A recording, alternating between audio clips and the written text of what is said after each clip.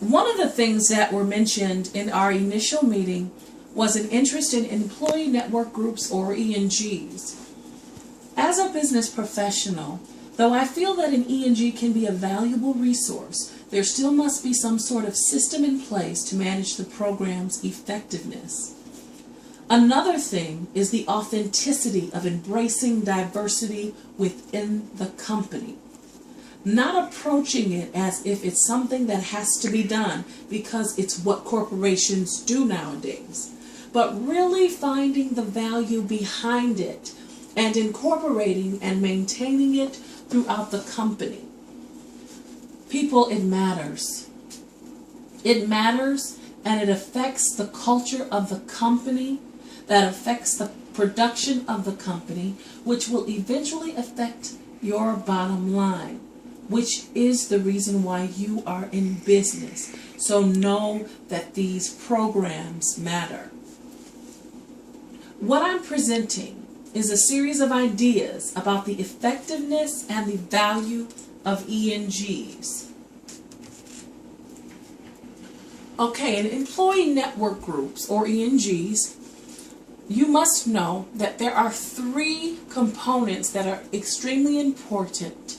They are communication, exchanging ideas, and building relationships. These are probably the three most important components in employee network groups, so that you know that those three things need to be implemented along with a good managing program for the three of them. Moving right along, I want to give you a few examples of organizations that have E&G programs and that have benefited from these programs. I chose JP Morgan, Microsoft, and Dell. My reason for choosing these companies is because these companies have a huge presence in our society, and they also are very productive and very well known in the business world. I want to read a few excerpts of their E&Gs and what they had to offer on their website as it relates to E&Gs and the effectiveness of the E&Gs in their corporation. This is what JP Morgan had to say. Employees are encouraged to participate in the promotion of inclusion. More than 20,000 colleagues belong to more than 70 E&Gs within the firm.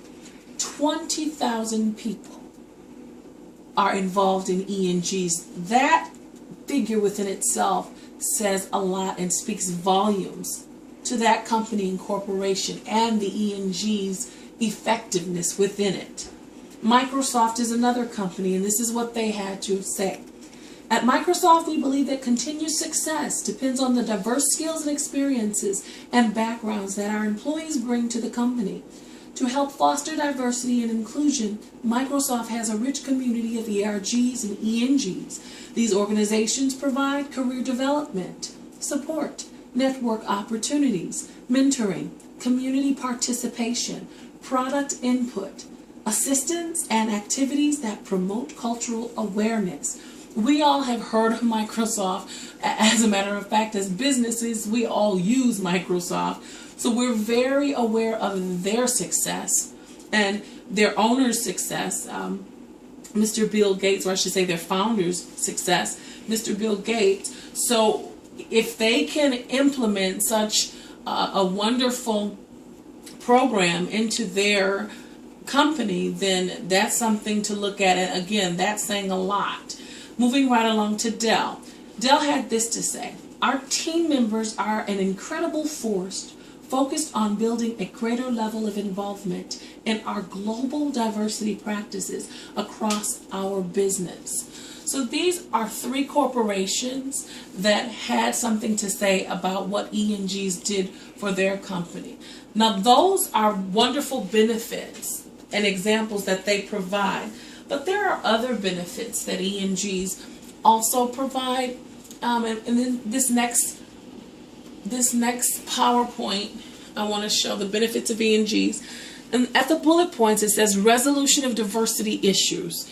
Those things happen in E&G programs, or they're addressed. Employee professional development. I believe Microsoft covered that's one of the things that happen in their programs, and that's a benefit that occurs. Workplace culture. That's a wonderful thing. Increased productivity and positive effects on the bottom line, which is one thing that I did mention earlier within the earlier part of our session. Moving right along to potential risks. We know where there are pros, there are also cons. And the potential risks are fostering divisiveness and generating conflict. Yes, that can occur. Yes, these things can occur. But again, if they are managed properly and correctly, these things more than likely, I should say, will not occur, or will occur a lot less than when it's not managed. Okay? We're moving right along. And so the recommendation of E&Gs, what I want to do now is I just want to kind of present to you what I feel should happen. Now that I've done my research and I want to bring it to your attention that some options that may be beneficial to your organization, up here I have it listed. And it will probably provide more of a conducive environment in relation to diversity, which could ultimately lead to a change in the high turnover rates that you're experiencing amongst your minority and diverse groups. Since you seem to have a good and solid, sound approach to retaining diverse talent, I think the first thing that you should do is take a look at what the new hire team is doing to attract that talent and build from there.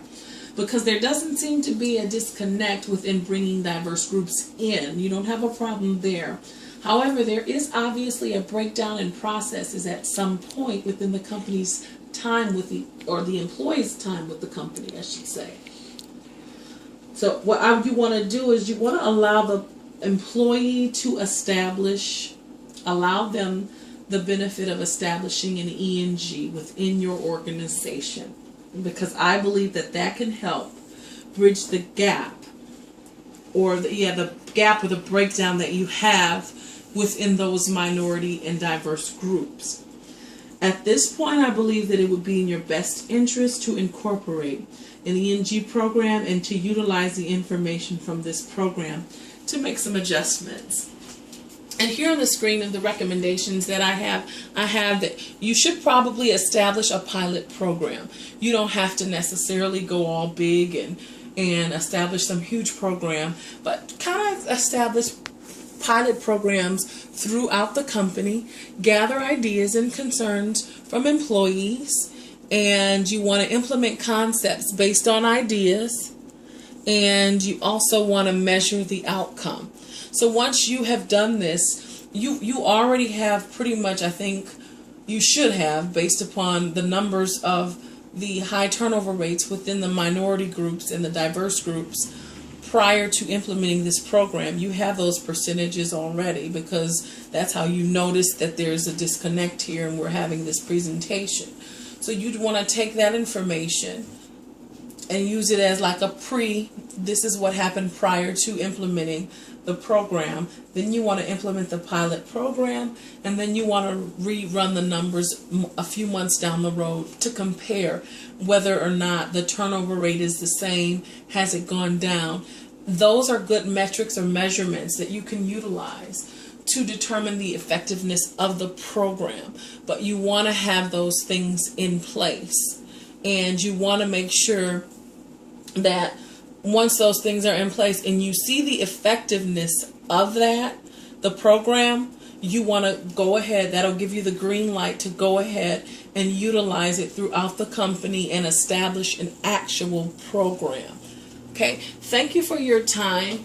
And I hope that this presentation helped you make your decision to do what it is you need to do for your company. Again, thanks for having me. I appreciate you.